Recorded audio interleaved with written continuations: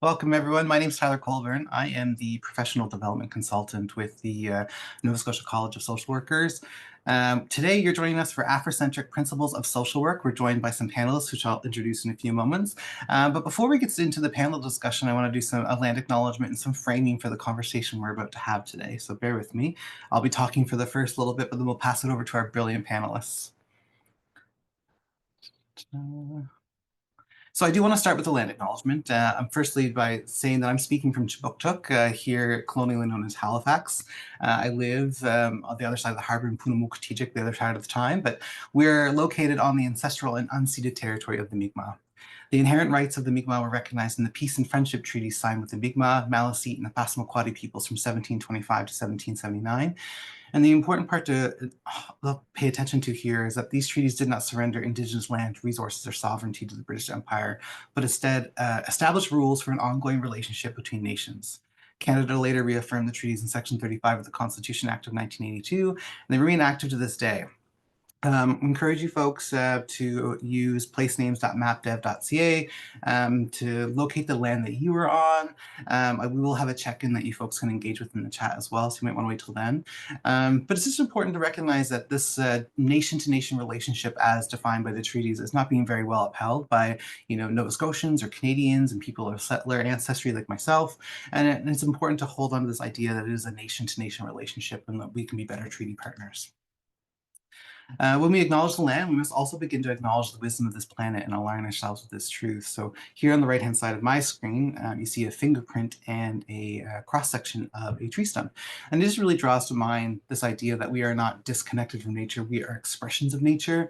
And going a little deeper in that, there's this card that I have printed up on my wall here from Decolonial Futures, and it says, understand that the earth is not an extension of our bodies, it's the other way around.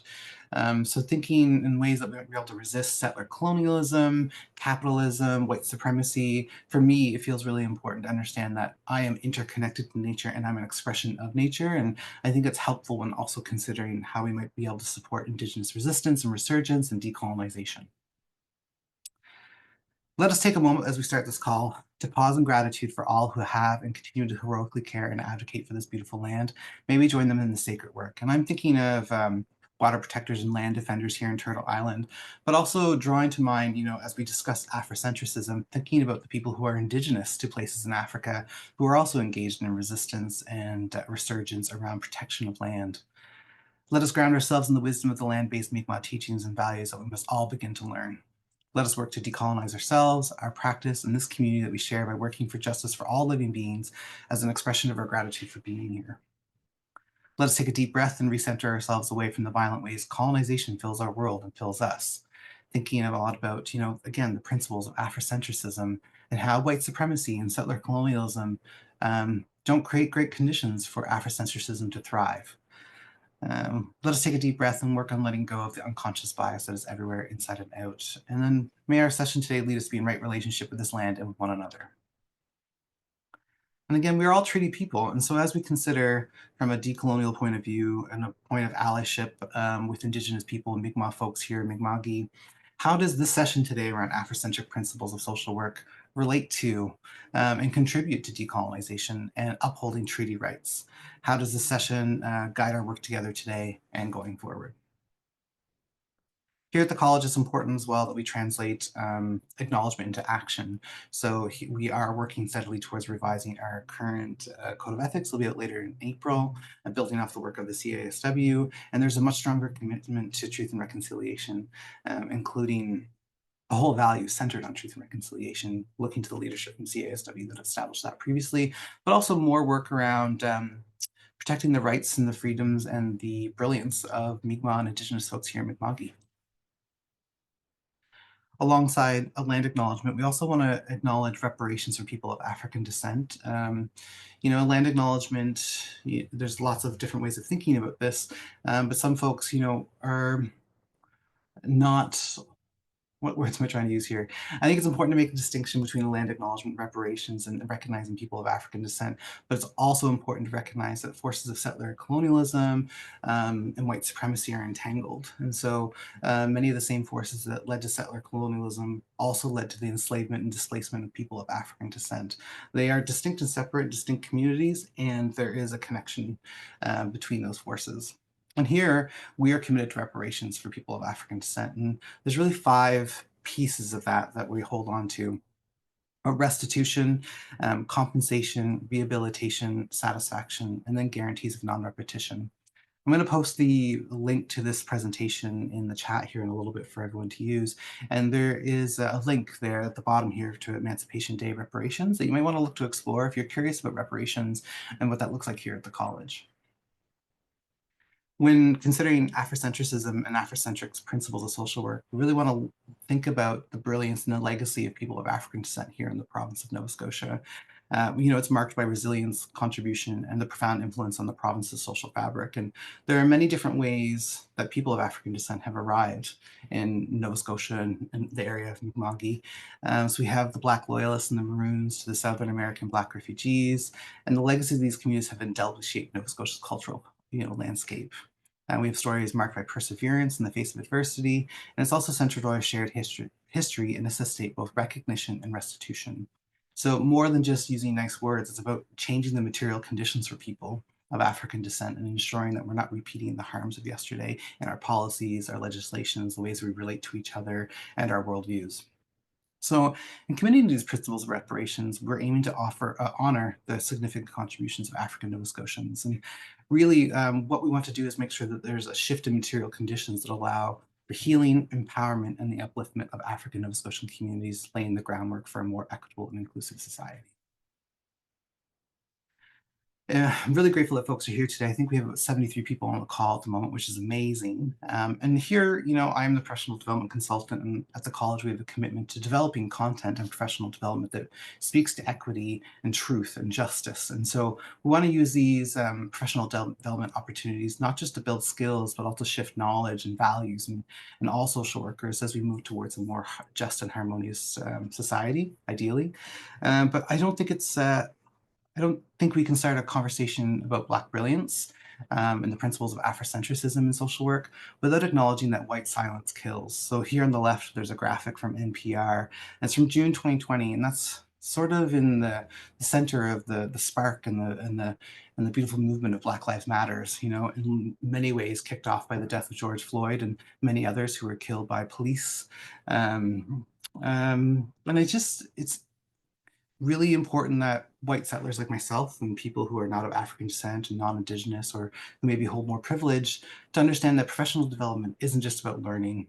It's too easy to sit into a place of comfort around professional development where we see it as a way to build knowledge, but how does that knowledge shift our values and how we relate and work with each other? So I'm encouraging folks on this call, if you are not of African descent, if you are a white settler like myself, to really see this month, African Heritage Month, but also all of our PD as an opportunity to shift how we act. So this year, African Heritage Month, the theme is Legacy in Action, celebrating Black Brilliance. And beautiful poster here on the left, which you can order a copy of at the link below. But also, as we recognize African Heritage Month, we must also recognize Black Brilliance all year long. As a white person, as a white settler, again, it's really easy to sit into the comfort of the recognition of people's or significant moments on a day, a week, or a month. But the real important work is to be able to do it all year long. So we have a living legacy, pardon me, of Black Brilliance in Nova Scotia, found in the 20,000 plus African Nova Scotians in and from the 52 distinct historic communities throughout the province. We also have a living legacy of Black Brilliance in the many immigrants and people of the African diaspora who call these lands home. So Black Brilliance is present throughout the province, and we must celebrate, recognize, and champion the contributions, resistance, and brilliance of Black and African Nova Scotians all year long. So encouraging folks to check out this link when I post it in the chat here in a bit and engage in your community in the events that are online and in person around African Heritage Month this year, but also don't let us stop there. We need to make sure that we're shifting the material conditions for people of African descent. And so that can be recognizing and uplifting, but it also can be getting out of the way or aligning resources. So encourage all folks to celebrate Black Brilliance all year long. So some framing for our time together. This is from Decolonial Futures. It's the broccoli seed agreement with a slight addition. But we're going to be joined by 3 panelists who are speaking from their lived and professional experience. And it's possible that your engagement with this session today may not exactly line up with what you hoped for in terms of Afrocentric principles of social work. The 3 who are joining us today are brilliant, wonderful, engaging social workers, and they might have different views or different knowledge or skills than you do, and that's okay. You also don't have to agree with anything presented or shared, but ask you to stay curious and be open to seeing what happens. So again, we have 3 wonderful panelists who are going to share their perspectives and insights. And they might share similar ones and they might even disagree. But all of us here are humans with complex experiences, and encourage you to be open to seeing what happens. Take responsibility for yourself by observing and learning from your conscious and unconscious responses. It's up to you to decide how much you want to share and participate. We do have the chat open currently. I will close it in a little bit. We also have access to a Q&A function. So later in the session, you're welcome to ask questions, but if you're here more as a passive observer today, that's also okay.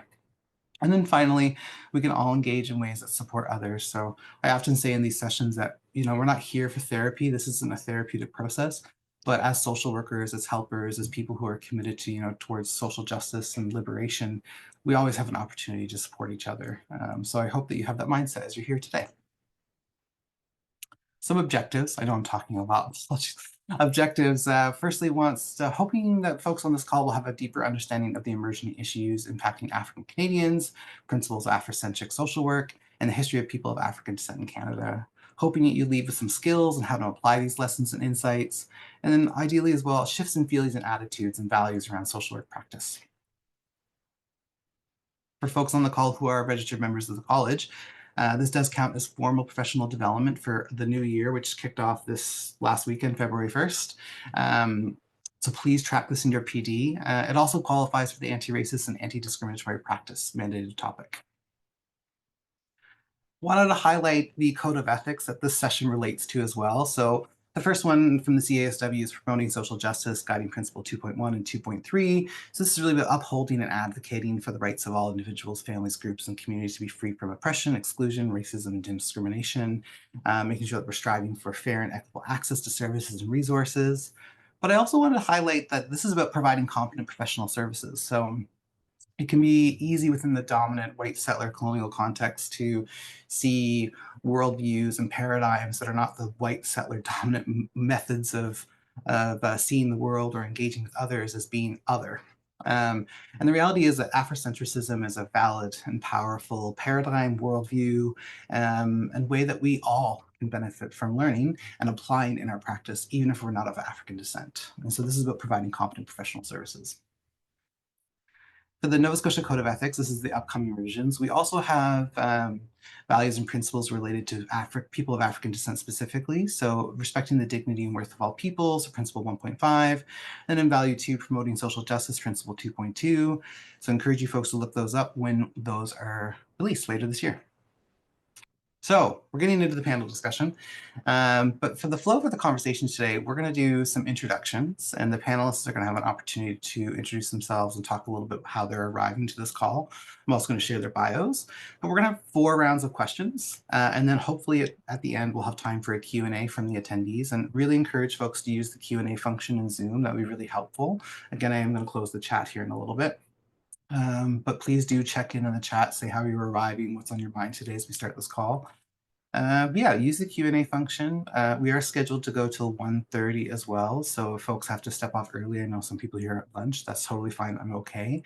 We're currently recording the call, so it will be available on YouTube at a later date.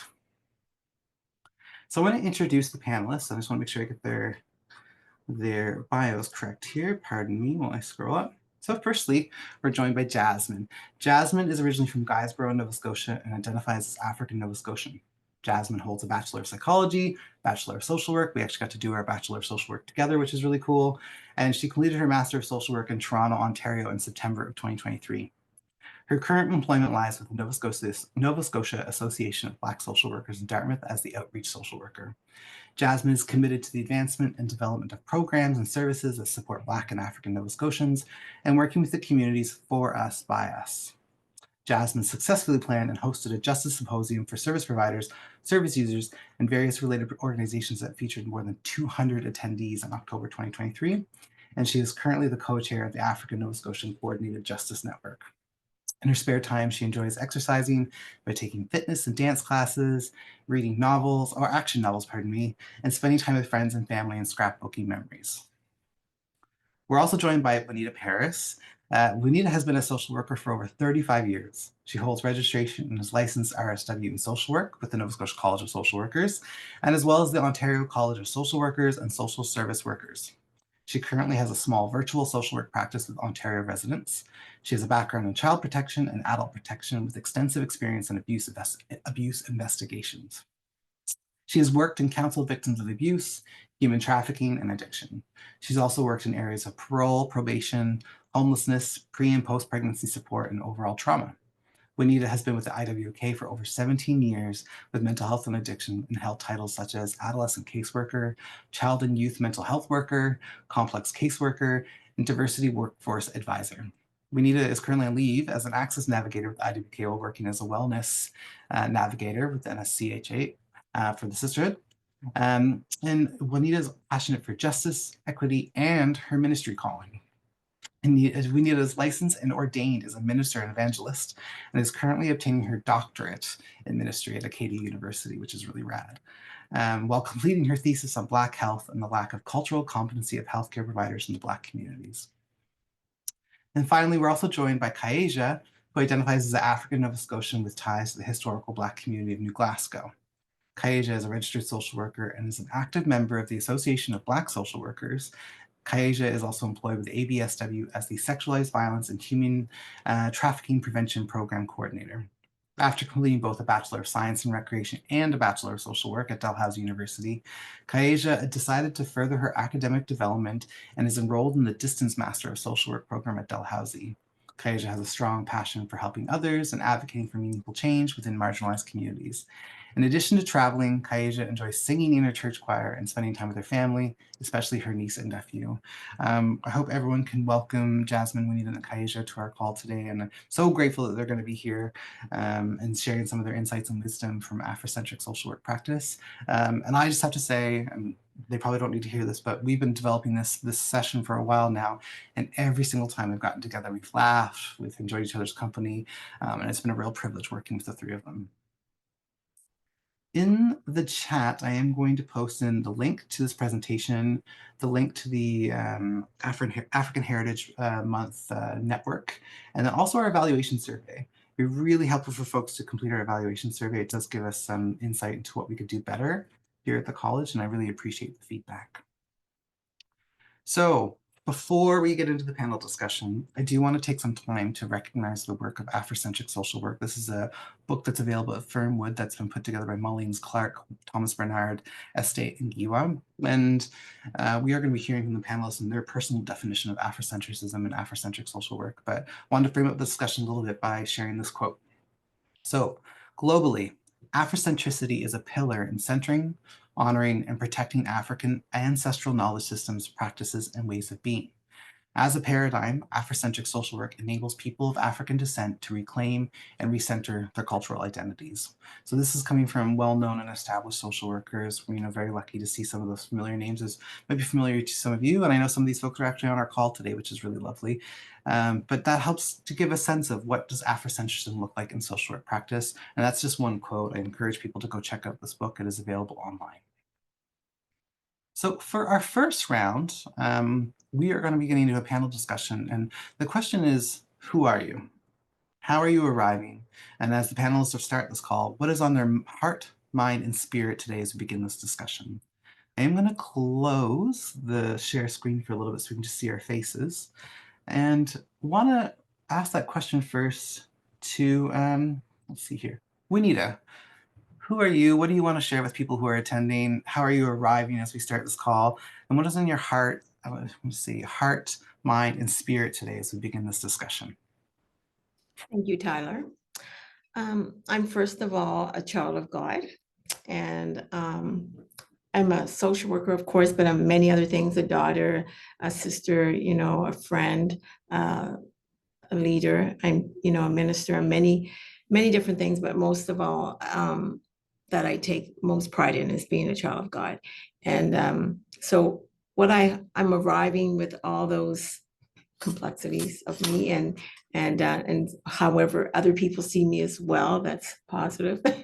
So I want people to hear my spirit and my soul, to recognize the Black voice. I'm always wanting to amplify the Black voice and to celebrate, like our theme is celebrate brilliance. So I want to celebrate the Black voice, find ways that we can raise each other up. So often we're trying to climb, the ladder of success, and sometimes we forget to put our hand out to help another brother and sister. And I think that's important. I think that's most important, for me, has always been. And just the other day in church, Dr. Leonard Anderson was reminding us about collaboration, and that's so vitally important in the Black community, because we can't do anything by ourselves. We need each other. So that's how I'm arriving with an open mind to learn from each panelist as well, and to grow, and just to be like a better human being. So that's how I'm arriving. That's my hope, and that we can just share from our hearts and some of our struggles as Black people, and what we have the right to, because we have a right to have safe spaces and a place to grow, and to learn, and to flourish. And we've been here for over 400 years, and we're still struggling. And we might be brilliant, but we're still struggling. And I want the world to know that, and to acknowledge that, and just to come along with our journey, so that we can have a better community at large. Thank you for that, Juanita. Kyiaisha, over to you. Anything you want to share about who you are, how you're arriving, anything that might be on your heart, mind, spirit today? Thanks, Tyler. I think you did an amazing job of introducing me. And I'm very honored and privileged to be on this panel, and to be on this panel with Jasmine and Juanita as well. I would say today, though, I'm arriving with a sense of gratitude, just grateful to be here, grateful for my family and friends who have inspired me and really helped motivate me to keep going, even when the times got tough and things were challenging. So I'm really showing up grateful today. And what is on my heart and mind? So I think with me, I think our Black community is on my heart and mind right now, and just ensuring that we can provide the information for folks to learn the importance of educating themselves on their privilege and their biases, and how to rectify and dismantle the systemic barriers that have caused a lot of gaps for individuals of African descent and individuals from marginalized populations. Thanks, Kyiaisha. Jasmine, over to you. Anything else you want to share about who you are, how you're arriving, anything that's on your heart, mind, or spirit today? Thanks, Tyler. Yeah, like Kyiaisha said, you read our bio, so that kind of sums it up. So thanks. My name is Jasmine Hochman. My pronouns are she, her, and I am a woman, and I'm a Black woman, and I'm a strong Black woman, and I'm here with other strong Black women. And just having this experience, very privileged and very honored to be here. Like you shared, I'm from Kyiaisborough, Nova Scotia, a very small rural town. My mom is from the Gibson Woods, Canning kind of area. That's kind of where my roots lie. But outside of, professionally who I am, I'm a dancer. I like to do Zumba. I'm a runner, an optimist, and a storyteller as well. I'm showing up here today feeling a little under the weather. I've got a little bit of a cold, but I won't let that overshadow the privilege it is to be here with you folks. And something that's on my mind, something that I'm still reflecting and resonating. Over the weekend, I was fortunate enough to see a play at Neptune Theatre. It was Controlled Damage, which is the story of Viola Desmond. So the performance was incredible. The acting was really great, but really a lot of what they were talking about resonated and still sits with me. I wasn't aware that Viola was biracial, and she struggled a lot with her identity of being a person of color, but also having a lighter skin and not really feeling accepted and wholeheartedly supported by either community. And this is quite similar to my experience. So I am biracial as well. And I had a very similar kind of upbringing in that sense, where it was like my skin was lighter, but I'm a bit darker and I act a certain way and I talk a certain way and things like that. And I have this kind of Afrocentric thing about me going on.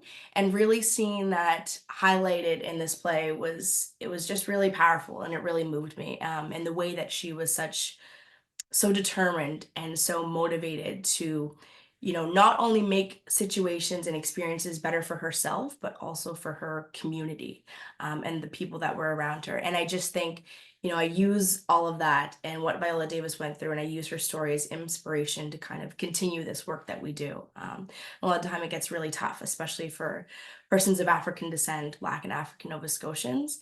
So I'm really thinking about that a lot today, and that's on my mind. And what a way to kind of, kickstart African Heritage Month. So I'm arriving with all of that today, and I'm happy to have this discussion with everyone on the call. So thanks for letting us be here. Thanks, Jasmine, and thanks for acknowledging how you're arriving. And hopefully, if you do get a cold, I hope it passes quickly.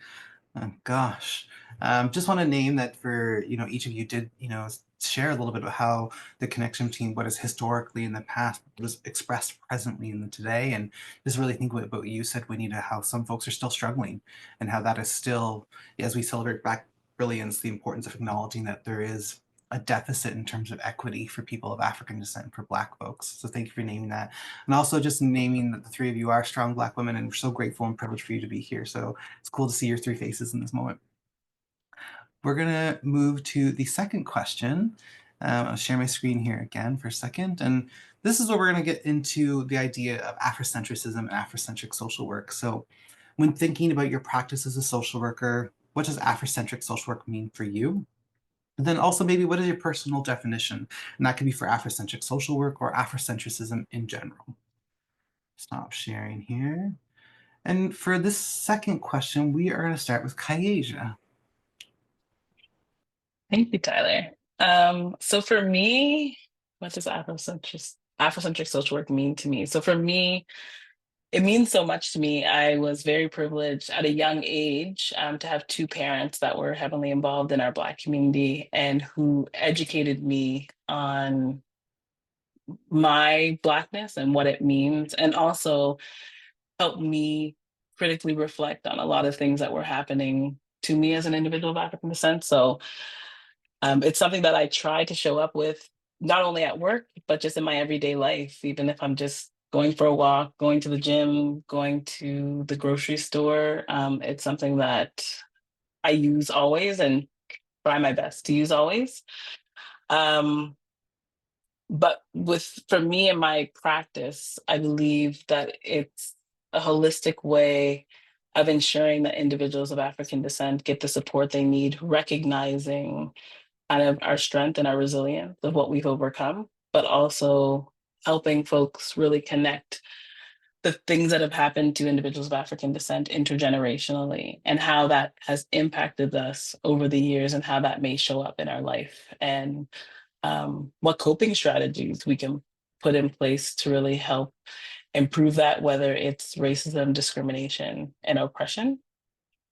And so for me, I think it's also important to not complicate this as well, because this is something that doesn't need to be complicated.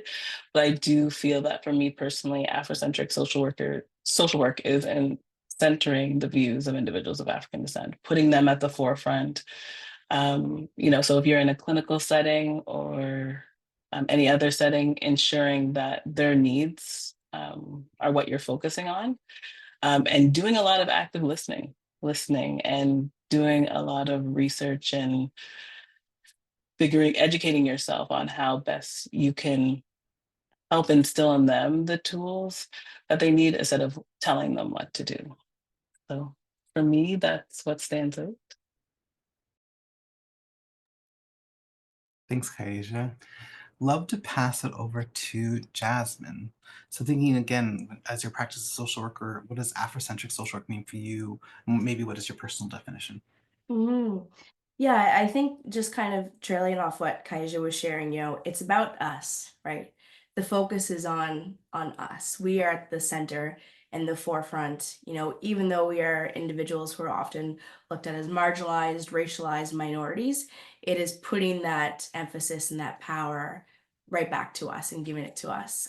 So I absolutely agree with that. You know, I think it's about coming together, and it's really the community, right? Everything is the community. We are working for the better of the community. And when we talk about Afrocentricity, to me, it's, you know, a framework, it's a philosophy, it's a practice, it's an ideology, it's all of those things, but it's really supporting one another and lifting each other up, and coming together as a community. You know, we're working towards this kind of collective well-being, and we're making sure that not only am I good, but is everybody else around me and with me, are they good as well?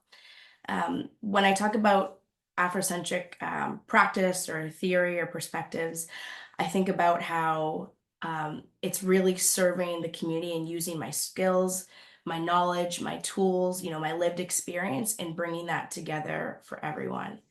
You know, it's seeing myself, seeing others, and seeing the bigger world in an Afrocentric viewpoint instead of a Eurocentric viewpoint, which is what so many of us have been taught and so many of us know, and trying to unlearn from that and learn a different way to see things. It's just about humanity, right? And seeing everybody as a person and the good in people, and how we can all come together and have that shared good and that shared well-being. And I think, you know, practicing that day to day, whether it's professionally in your career, or personally with, you know, outside of that, it is just about, you know, what do I bring and how can I serve others? And if we all have that mindset, how can we all move forward? Thanks, Jasmine. Really building off Kyiaisha's point around how it's not just practice, it's how you relate to things and see things in the day-to-day, not just in those, you know, social work moments. Juanita, I'm going to pass it over to you. So thinking about your practice and your legacy really of doing so many different roles of social work throughout the province, how does Afrocentric social work show up for you? What is your personal definition?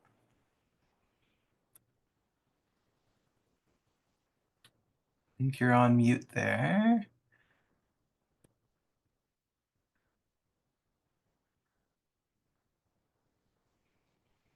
Sorry about that. No, it's great.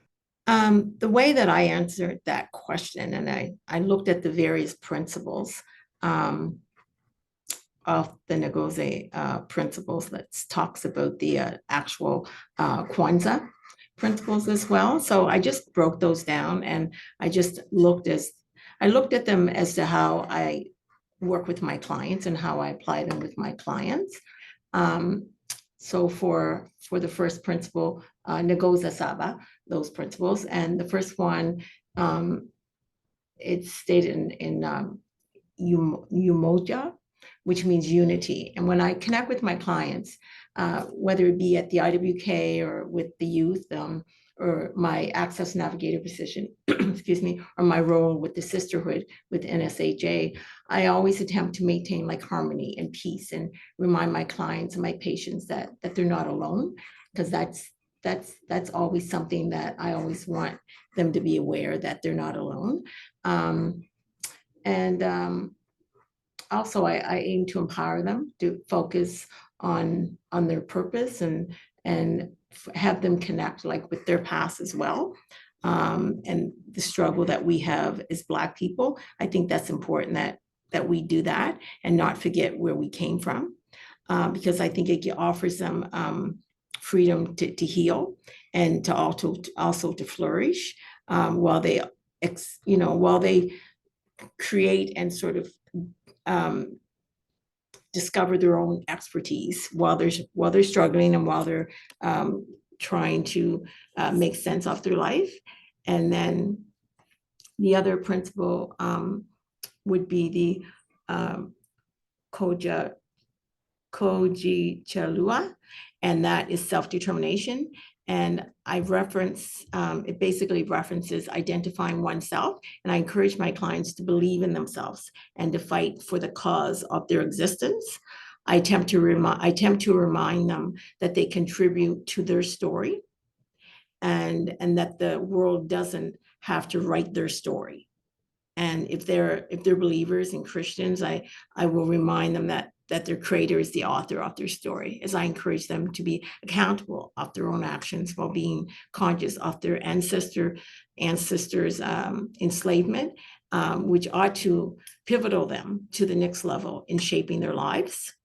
And then the other principle that is stated would be the Ujema, which is a collective work and responsibility, and aim for each client to work their network within their Black community and within their community, and to be reminded that one community member succeeds. When one community member succeeds, and it ought to feel like we are all succeeding, and that requires a client to invest in their work and the work of their community as one body. And when one member hurts, then we all hurt.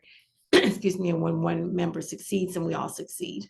And I always tie everything within the Word of God as a minister, and this can be found in the Bible as well in 1 Corinthians 12:26, when it says, if one part suffers, then every part suffers with it. And if one part is praised, then all others share in its happiness. We have to remember that the Black community was the hub, the church was the hub of the Black community. So I think it makes very much sense to involve the Bible in terms of the Black community, because that was their pillar, not just because I'm a minister, but that's because it was the foundation of us whenever we came over. And then the NIA principle, which means purpose. I strive to empower my clients to find their purpose as they aim to help others, which is a continuum of the Ujema in collaborating with the Black community, to have a community focus with a team spirit, if you will. And I always remind them that their purpose ought to be bigger than their individual goals, as they ought to be an extension of it. It ought to be an extension of their survival to help the next person. And then the Kuma, which is another principle, which is focused on creativity, means creativity. And this principle ought to give a sense of freedom to spread their wings, if you will, to fly to the destination of where their spirit is calling them, without a sense of captivity or restraint of any kind. And this way of thinking creates a space in their mind where they can be whatever they put their mind to. And I'm reminded of my mom, who used to always say, Juanita, you can do whatever you put your mind to.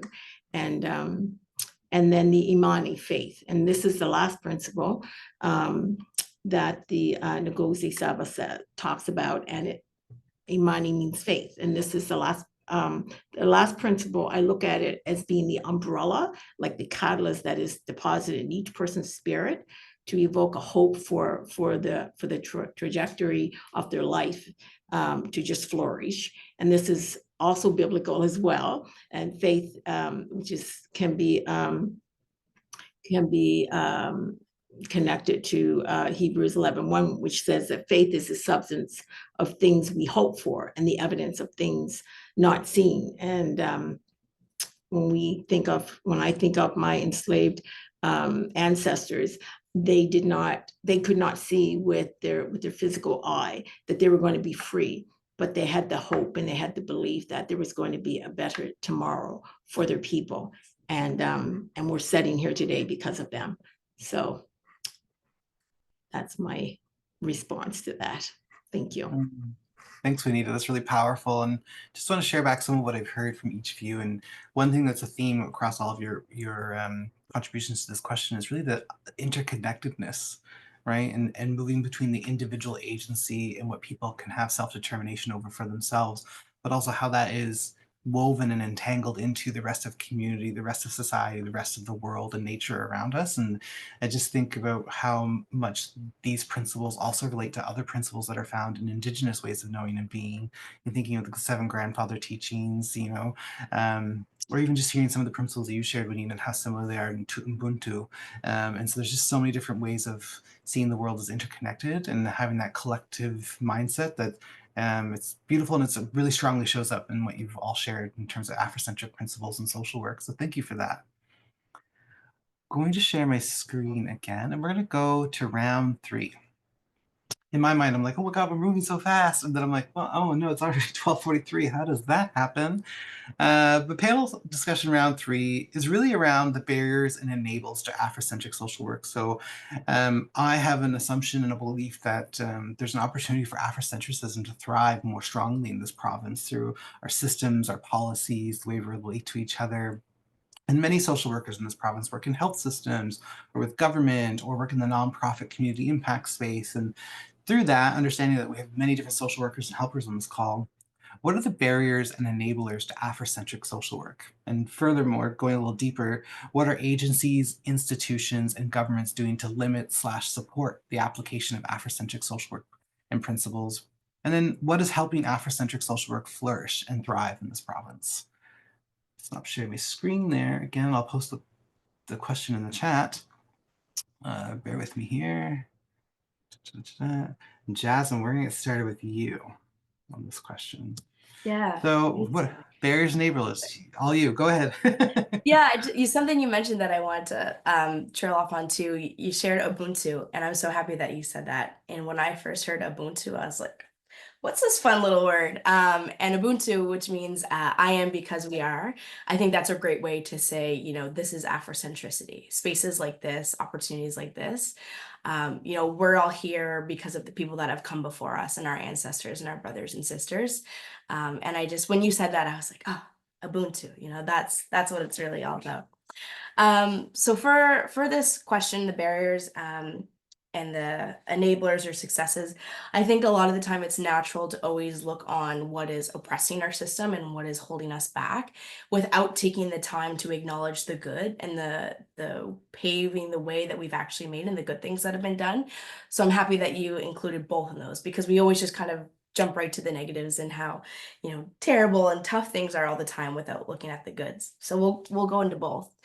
I'll start with what I think is one of the biggest barriers. And really just in the work that I do in the day-to-day, what I see, it's really trying to change a culture. It's shifting attitudes and beliefs and a value system.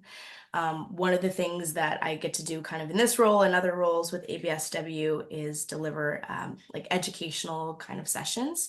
One of them is on anti-Black racism. So whether it's with another nonprofit agency or a government department or whoever's requesting it, we deliver these workshops that talk about anti-Black racism. And so a lot of what I see from folks who are participating, whether they are voluntold that they have to be there or they're choosing to be there, I see a lot of folks who really are in a position to deny that anti-Black racism exists in this province, right? Which really invalidates the Black experience of what it's like to live day to day here. You know, I hear as one of the barriers people saying that anti-Black racism doesn't exist. And perhaps, you know, there's a slight acknowledgement that it exists, but there's not a commitment to be serious to do anything about it, right? So even if someone's in, you know, a privileged position and has a platform where they have, you know, authority and power, they may say that, you know, anti-Black racism, you know, it exists in the country, in the province, but it doesn't exist in my reality, right? It doesn't happen in the spaces that I hold. I'm not a racist. My friends and family aren't. We don't participate or perpetuate that. When really, if we dig a little bit deeper, you know, there's actually something else to that, some underpinnings there. But it's denying that the problem exists and invalidating people's experiences, and then not taking it seriously or not recognizing how you contribute to that anti-oppressive and anti-Black racism system. And then lastly, like the biggest barrier that I see and really the problem is not being held accountable, right? So even if there are people or there's communities or there's groups who continue to perpetuate anti-Black racism and uphold those really oppressive systems, they aren't held accountable when they do wrong or when they make mistakes or when, you know, there's actions that aren't favorable. And whether it's a self-accountability and a responsibility or others within the organization, higher ups holding them accountable, that doesn't exist, right? And I think that's part of the reason why these things continue to exist.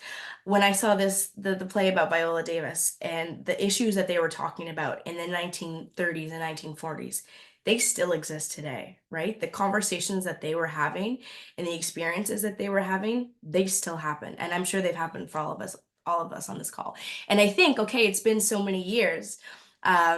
Surely a lot of things have changed and gotten better and we've made progress, but it does still exist. And, when people aren't willing to admit that or recognize how they played a part in it or aren't willing to hold themselves and others accountable, that to me is one of the biggest barriers and challenges that we face, right? Because their experience is so different than ours. And surely I can appreciate that, they can't empathize because they're not in our shoes and they don't have that lived experience. But to be an ally or an advocate or even a supporter, it has to come with that recognition, validation, and understanding and wanting to do better, right? Wanting to hold yourself and others accountable. So that's, not great. But moving on to some of the more progress things that we made in enablers, I really just think it's the determination and drive from the community, right? It's the people coming together, practicing Afrocentricity that say we want to change, right? It's all of the networks, the associations, the groups, the advocacy boards, panel discussions such as these. It is just people with like-minded values and perspectives coming together and lifting each other up. And I think that's really where the Ubuntu comes in. That's how we flourish and that's how we thrive, is when we all come together. And we know that we're very strong, like-minded, tough people who will continue to fight. And just participating in activities like these is how we kind of keep ourselves going. Thanks. Thanks, Jasmine. And I just think that's an important point to note, that like Afrocentrism exists and will continue to exist outside of the dominant colonial norms. It happens in community, it happens in relationships, it happens in families. So when thinking about that thriving, it's important to not just recognize how it can thrive within the dominant systems, but acknowledging that it happens outside of it and it will continue to. I want to move over to Juanita around barriers and enablers to Afrocentric social work. And what are agencies, institutions, governments doing to limit support? How can we make it flourish and thrive? Okay. I just wanted to put a shout out to this statement that Abram X. Kende said about often he voices to his audience that the system has always been a barrier. We live in a racist systemic system, and we live and breathe and work through a racist system. That is a huge barrier. Racism itself is a barrier.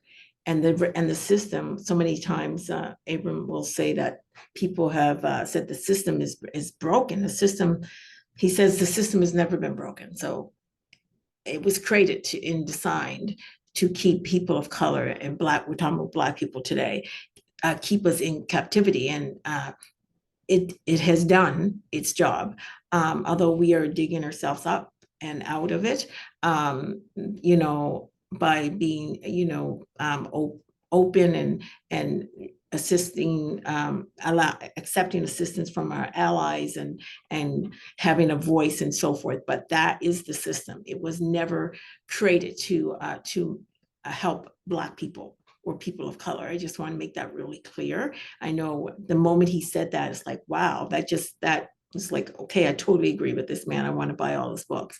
And in addition, there's a lack of representation on every level of leadership. There's times we're not even in leadership.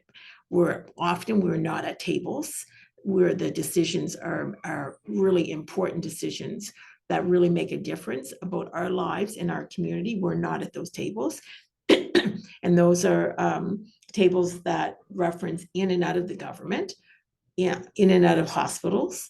There is a disproportionate number of Black people, specifically men, imprisoned, who've been falsely accused and unsupported, and as a result of being unsupported within their community as well. We have a Eurocentric colonial system that does not place race at the center in reaching out to advance our Black community. We have a healthcare system that lacks cultural competency, period, of the Black community. This includes a lack of mentorship in the Black community due to lack of representation in employment opportunities and any other advancement. There's a lack of educational opportunities as well, and an Afrocentric approach in all the schools. There isn't one. Just recently, Dr. Kyiaisha Anderson helped create a Afrocentric teaching degree as advancement within Acadia. That's the first, and that's amazing. But the elementary schools, they do not have an Afrocentric approach. It's not made mandatory to take Black history. When I was in school, there was no such thing as Black history. We did not have the option at all. The trauma of racism, excuse me, that continues to plague our community and often results in shooting in our communities as well. And because of the trauma of our past, where people are going through traumatic events from their past and then never getting help. And it's often left people having less value of life.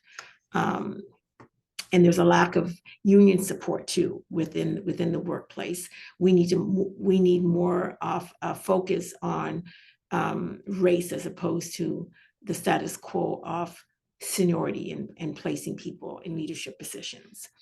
And once again, I want to acknowledge our trauma of slavery. Acknowledging our trauma of slavery. The government has acknowledged our trauma of slavery, but we would like to have an apology, please. We've never had an apology from the government. They acknowledge it, but we never once had an apology. And that, as far as I'm concerned, that cuts pretty deep for me, because they can send all the grants they want around to me. But until I hear an apology, it's almost like they're putting a Band-Aid. And it's not, and it doesn't seem like it's not sincere if you can't say I'm sorry. What I see the government agencies doing to flourish, I can say the IWK, and I've been a part of all of these developments, the IWK has made a really conscious effort in really focusing on EDIR, EDIRA, which has a huge impact on the advancement of Black people within the healthcare center. We've had cultural surveys, which I was part of. We have just recently have a equity and diversity department with African descent manager and director. The IWK has made a huge advancement. So I'm very proud to be an employee of the IWK for all the hard work. Is there more work to be done? Absolutely. However, they're making a huge conscious effort, and I'm proud to say that I'm an employee of them. I'm also proud to say that I'm an employee of the Nova Scotia Health Authority as well, the sisterhood. They've taken on the Sisterhood and the Brotherhood initiative, which offers healthcare to the Black community, all Black staff. So, and just, panels like this, people speaking up, people challenging the government, just challenging. I think it's important that we focus on really making a difference in terms of a challenge. I don't remember ever learning anything that really stuck to me in terms of justice where I was comfortable with it. I think people need to realize that they need to be courageous and not comfortable whenever there's changes. And what can people do? Oh, sorry, that's the next question. Thank you. Yeah. Thank you, Juanita. And you're hitting on so many points that are just powerful and important, and I really appreciate you sharing that. And I'm also grateful that you're here after working so many years within the health system and sharing some of your experience navigating those policies and barriers. Kyiaisha, we're going to kick it over to you. So around barriers and enablers to Africentric social work and some reflections on agency institutions and how can we make it flourish and thrive? Okay, so I think first, and I agree with everything that's been said, I think it's important to recognize that the fact that we're talking about this now, still in the year of 2025, is very unacceptable. I think it sheds light to the fact that these barriers are really important, that folks really work together and brainstorm ideas on how to create meaningful change. So I think every time that I'm on these panels and we have these sorts of questions, or even just, day to day kind of in the work that I do at ABSW and kind of the other various projects that I'm connected to within the community, this is something that I don't think we talk enough about when we talk about the barriers. So it's just wanted to shed light to that. I kind of wanted to move from me just kind of talking about but like when talking about Africentric social work, for me, when I went through my BSW, there was definitely a lot of challenges that I noted. And I think one of the big ones that stood out to me, which has been mentioned, but the Eurocentric policies and practices that have governed for over 400 years, that there have been some changes to, which I will talk to, but are still kind of implementing those systemic factors. And when I say that, I mean coming down to just the selection process of who they're bringing into certain health programs, when it comes to selecting kind of the content that we're going to be taught. I unfortunately experienced a lot of racism going to school to study to be a social work, which due to the impact that racism has on your mental health, caused me to really rethink whether this program was for me. Huge shout out to my mother who's on the call, who I remember talking to her and really saying, Mom, like, I don't think I can do this. Like, it's just hard mentally. And, she had really gave me those amazing words of wisdom that she always does, of just being like, Kyiaisha, keep going forward. Like, don't let them win. I think growing up as an individual of African descent in Nova Scotia, there's been a lot of barriers to individuals from the Western culture who are white being shocked that I was doing the levels of education I was doing. So, I can honestly say that I didn't drop out and I kept going, but I share that story just to allow folks to understand that, we do talk about needing more representation, but I don't know if we talk a lot about how there's a lot of harm being done to individuals from marginalized populations who are studying within these fields. Another thing, I think, and a lot of it's been said, so I don't want to restate what's already been said, but I think another thing that comes to mind is just the fact that there's some uncomfortable conversations that need to have by white people that are just being either brushed under the rug or just being ignored. And I really feel that a lot of that stems from them understanding their privilege and the biases that they hold, which causes a lot of harm, especially when it comes to Afrocentric social work. And I think another piece, which I don't know if we talk about a lot, is that talking about how colonialism has really impacted marginalized communities. So when we're specifically talking about our Black community, colonialism has in some ways pitted us against each other and caused a divide, which is very challenging and is a barrier to really being able to implement that holistic Afrocentric social work, or just those Afrocentric principles that we've all shed light to today. So that's definitely something that's been near and dear to my heart, of just really trying to critically reflect on, what can we do? Because I think we do have, like, there are individuals of African descent who have different lived experiences. Like, we don't all have the same lived experiences, but there are some similar pieces that if we get into a room and kind of just have those respectful conversations, we'll understand that we're all really trying to fight for change of the same things. I think it's really great that we talk about the positivity, because there has been, things that many mentors and individuals that have come before me in this field have really been strong, influential people to help implement. At Dow, there's been talks, and Senator Bernard, who's on this call, has been someone who I've definitely looked up to. And I was privileged enough to be taught the Africentric social work course by her, but I know that there's some talks about really allowing that to be a course that folks have to participate and not just an elective that it was, which is very important. I think the Africentric BSW cohort that Dal has led is an amazing start to really allowing individuals of African descent to feel comfortable and go through, a degree that's filled with them learning and unlearning the stuff, the negative stuff that's happened to them.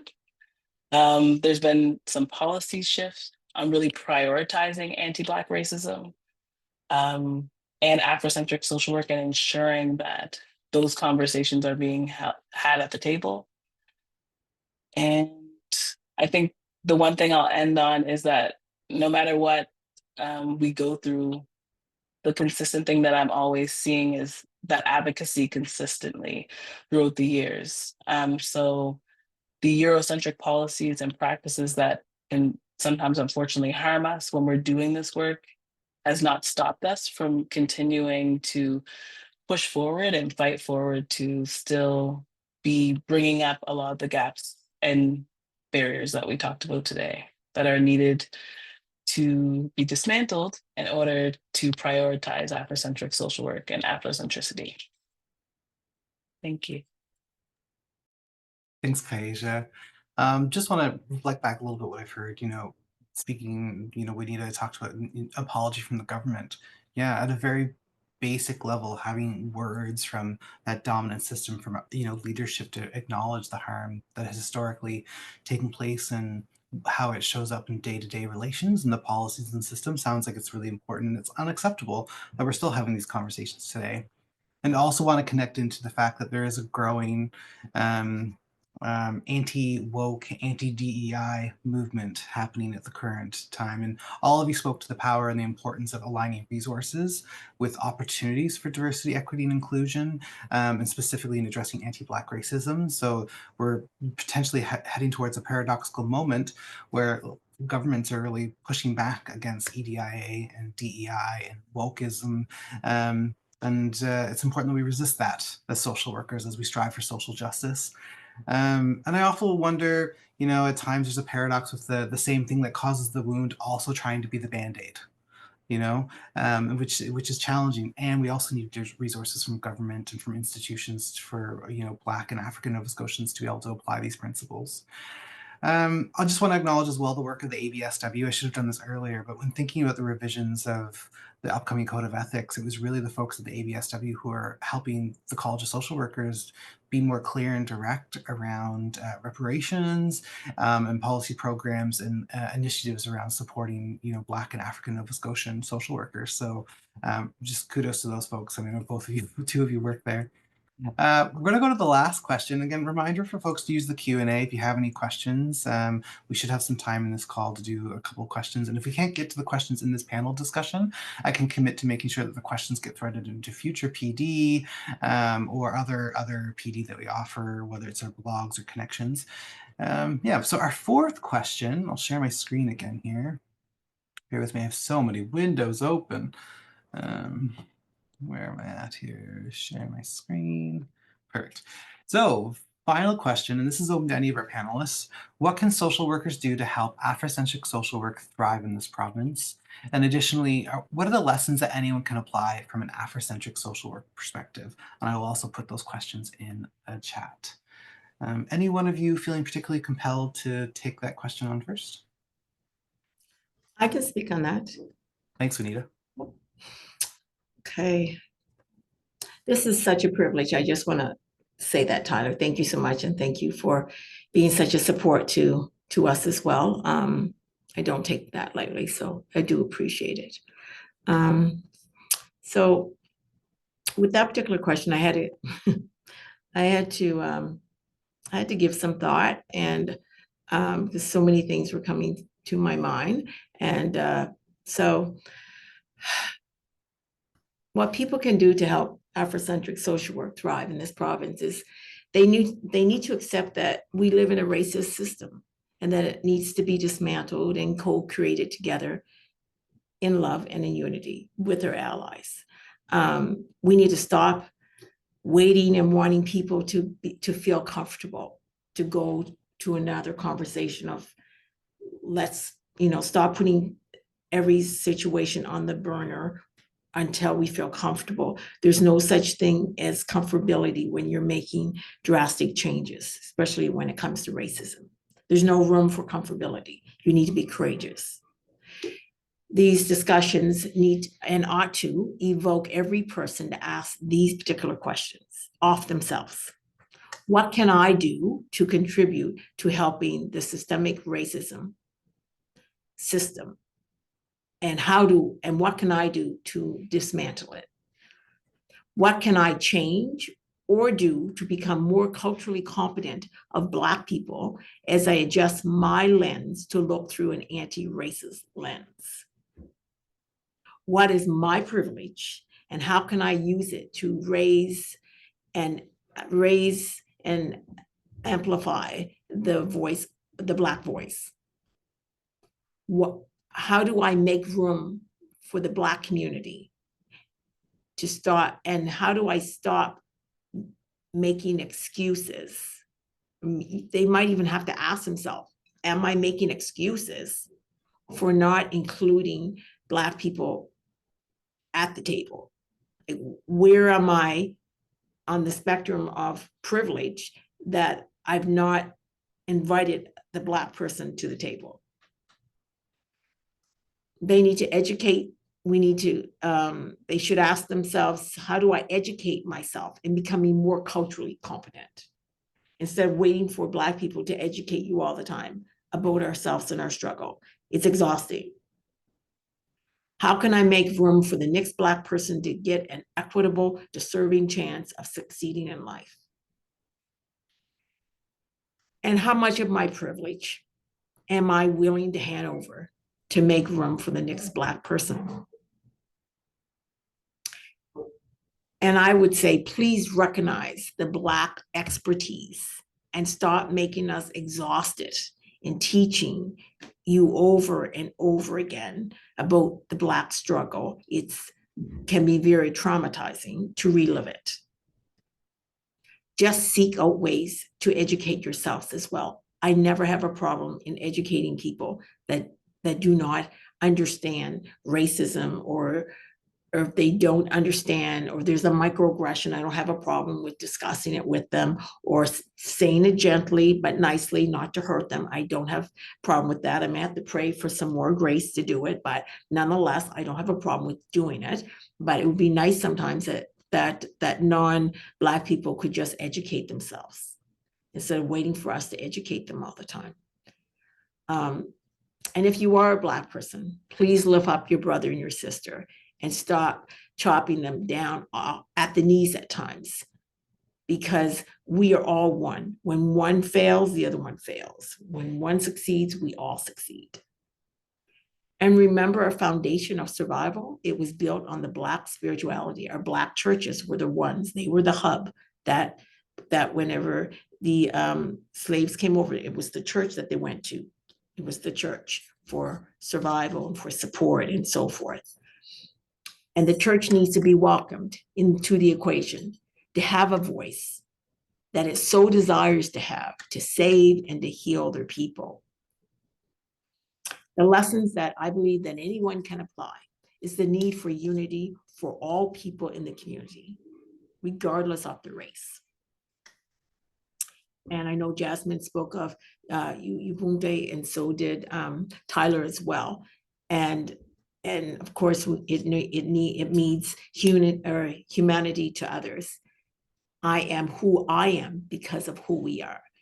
And we're just one huge community of people, but we need to recognize the ones that are struggling and to just celebrate the differences and realize that our allies are so important to us as well. And that's all I have to say about that. But thank you so much. This has been a privilege, and I hope you have a wonderful, blessed day. Thank you. Thanks, Juanita. And it's hard to believe we're almost getting towards the end of this after all the time we spent together planning this session.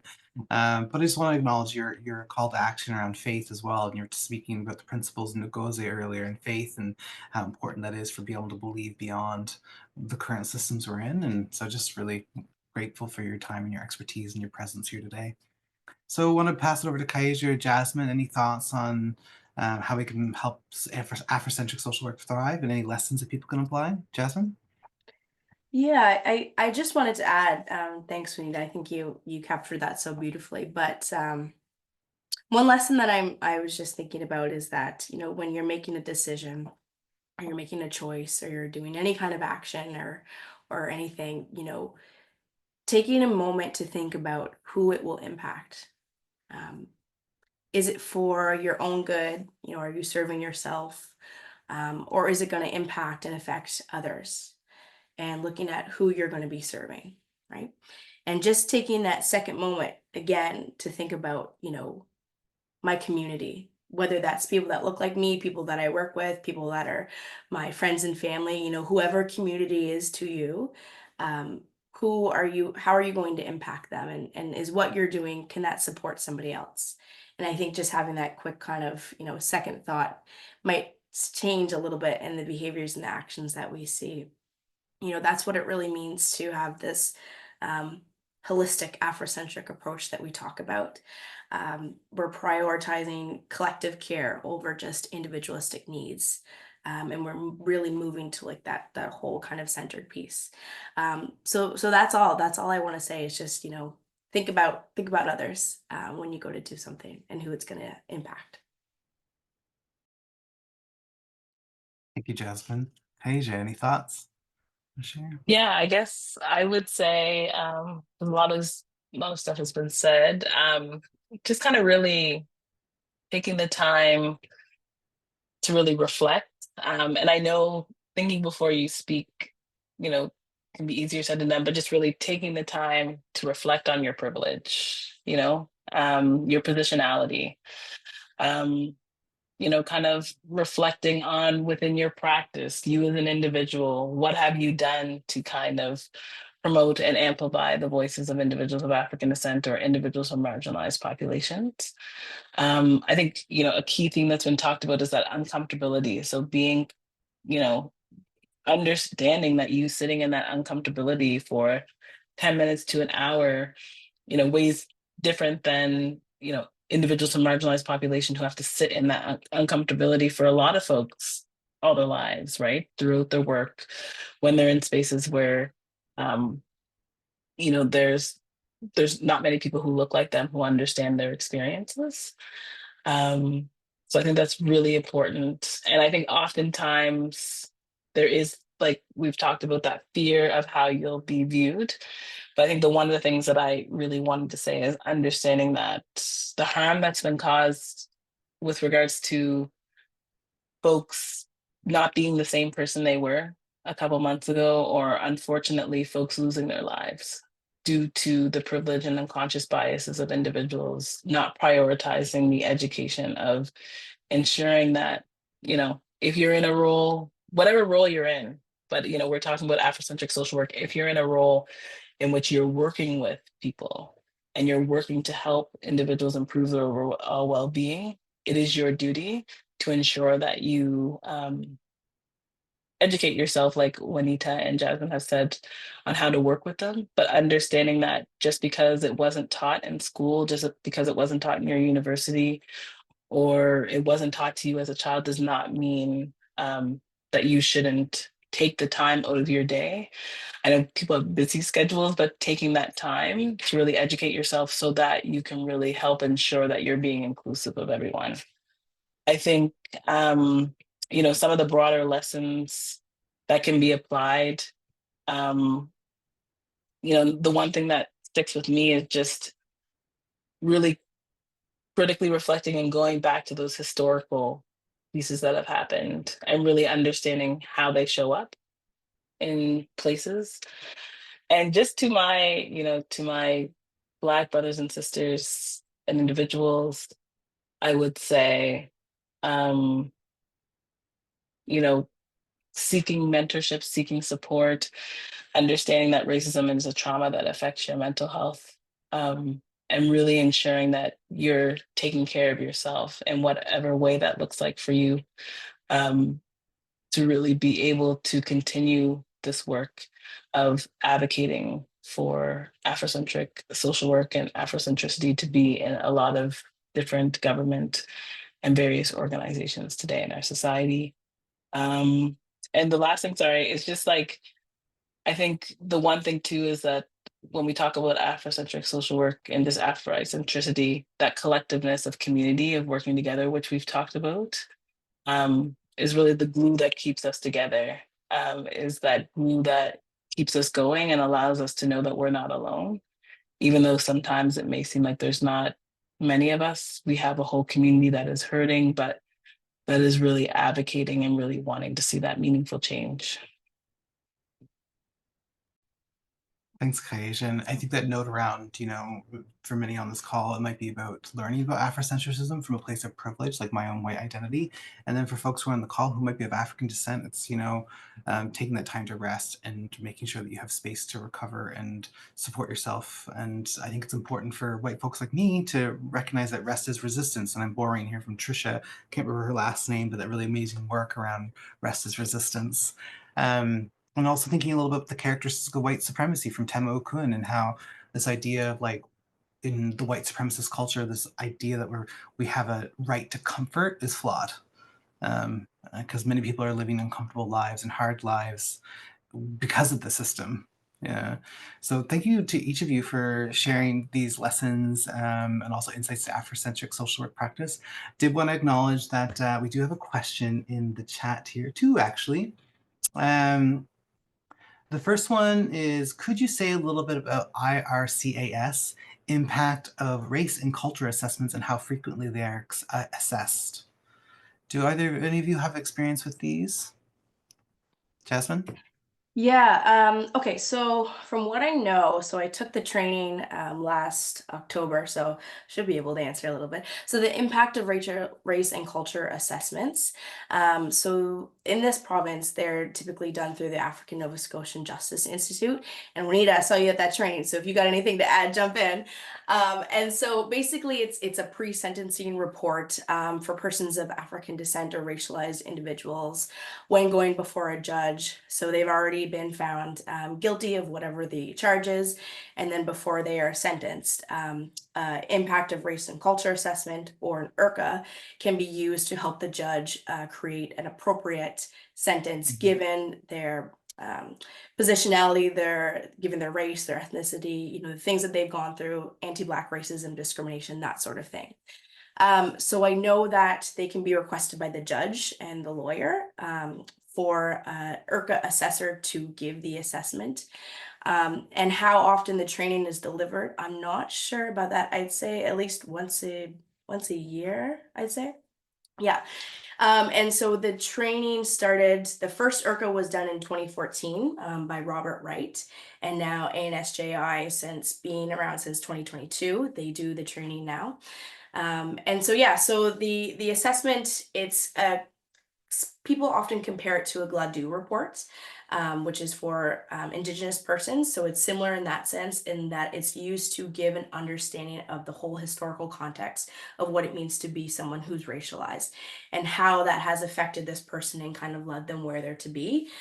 So you're looking at a lot of different things in a person's life, like their upbringing, their education, like their family dynamic, their mental health. All the things that have kind of led them to be in the position within the justice system that they're at now. I don't know if that fully answers the question, and if there's anything else, Juanita, you want to add, or Kai, go for it. You got it. Okay. Well, I think the one thing I would say, so the question was, how often are they accessed? I believe. So I would just say that, like, given what Jasmine said, that, you know, it, like, I believe it's the lawyer and I believe it's, yeah, the lawyer and the judge, but I think due to the fact of the systemic factors that affected our justice system to make it oppressive and racist as it is, a lot of folks may not be aware that they can request for it. So I would say that the Justice Institute has definitely, you know, made tremendous strides to ensure that that happens.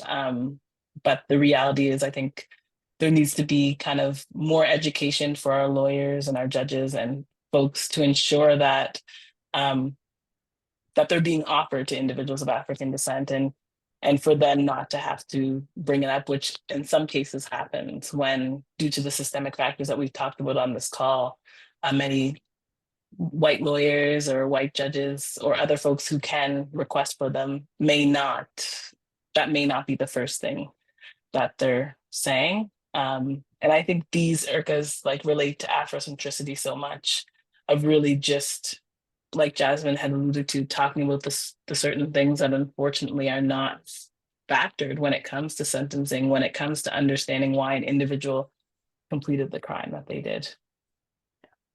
Thanks, Kai. Yeah, I hear you both really speaking to the idea of that interconnectedness again, and that interconnectedness between what people have experienced themselves or even intergenerationally within community. So thank you for the question. Really, it was Jennifer asked, and thank you for both for responding. One final question here is, so a question that this person's often asked: can you use Afrocentricity with non-Africans? So people who are not of African descent, can you use these principles with them?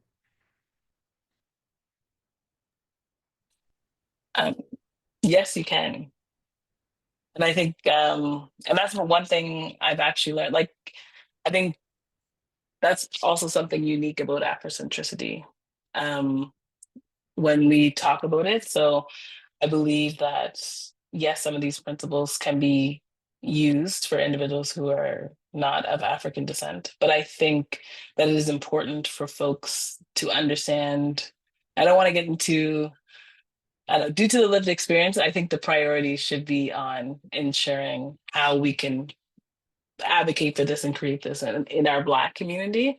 But that's just kind of the nature of the principles that can be used within other communities, and not just white, but even like with our Indigenous community, our other racialized communities. Like there are some similarities that show up in which some of the gaps we're facing, and also some of the ways that we heal, and some of the ways that we talk about our lived experience to help individuals utilize that to know how best to really provide us with the adequate, inclusive, meaningful care.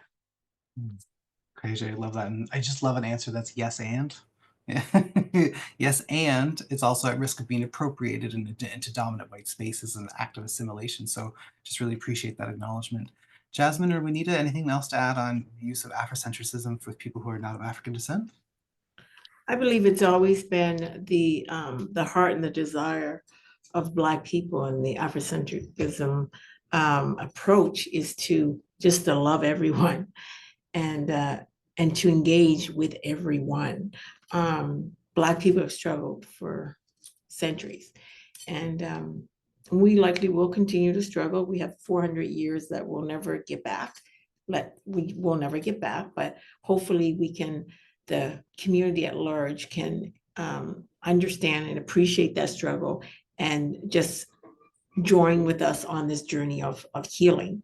So Black people have always been wanting people to be inclusive of their love and their kindness, and we don't want to be segregated. We want to, or we don't want to be. We don't want to be segregated. We want to be integrated. The Black voice has always asked to be integrated, not segregated.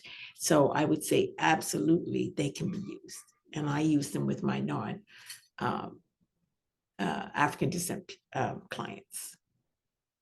Yeah, thank you. Yeah, I would also agree and say yes, and it's the same way, how we're all typically taught Eurocentric frameworks, right? Even if we're not Eurocentric, European, or white, or whatever, we're still practicing that kind of experience and perspective. It's just a shift and a change into a different way of seeing and doing things. And I think for folks who aren't of African descent, just as long as we are, again, centering those values and those lived experiences and those, the things that we hold near and dear to our heart in that community, as long as you are able to participate and practice that as an outsider, but also, like when you said, integrating in, I think that's the goal, right? Is if we could all be a little bit more Afrocentric. So absolutely. Thanks, Jasmine. I'm going to share my screen one more time, and I just want to encourage folks who are still with us here to, if you have the opportunity, and offer of reciprocity to the panelists, because I'm sure they'd love to see it, and so would I, but also as a way to close out this for yourself. In the chat, we'd love for you to share what's something you're taking away from this discussion. And ideally, also, what is one action you can take to help Africentric social work thrive in Nova Scotia? Would love to see that in the chat. It would mean a lot to me and probably the panelists as well. Really want to say immense gratitude to Juanita, Jasmine, and Kyiaisha for your time and expertise and brilliance on this call, and also for all the work that we did together in putting this together. It was truly a treat and a lovely time. Lots of laughs, which I always appreciate. I do want to highlight a few things for folks who are still on the call. We do have some upcoming events. But first, please take advantage of the events that are happening in your own community, in your own context for Nova Scotia African Heritage Month. There's a link here to the network that has a list of events that might be happening in your own community. Some really great places to check out might be the libraries in your community, or if you're working for an agency, see if there is a committee that's dedicated to this month or around equity and inclusion, see if they've organized something. Also wanted to highlight, as part of our work around reparations and aligning material resources towards the support of people of African descent, we're starting a 4-part community of practice that is a closed space for people who are Black and African Nova Scotian. So the first one's starting on February 27th. It'll be every 3 months. This is organized and led by Bria Simons, our amazing associate registrar. We also have an event on February 28th called Act of Hope. That's our second one in the series around queer and climate justice.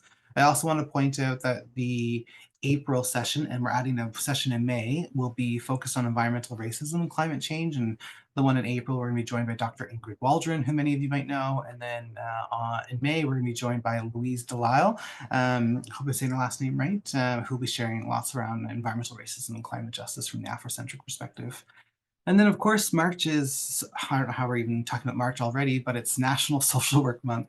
We're going to have a lunchtime session on the 12th. Jasmine, hands up. Yeah. We're going to have a kickoff session on March 3rd at noon. So we'll be joined by myself and Alec, our Executive Director Registrar, and some other folks from council and staff to just kick off the month. And the theme this year is social work is everywhere. Yeah. So again, many thanks to Juanita, Kyiaisha, and Jasmine for joining today. It's such a treat and privilege again to have you here. And thanks to the folks who joined. I hope you're having a good start to your Monday and your week, and that you have things to look forward to, and that you get out into community and do things that celebrate and recognize and uplift people of African descent in this month and beyond. Take care, everyone. Thank you, Tyler, and thank you to the college for putting this all together. I mean, you were great to work with as well. So yeah, thank you, everyone. Thanks, Tyler. We love you. Oh, thanks. I love the three of you so much. bye, folks.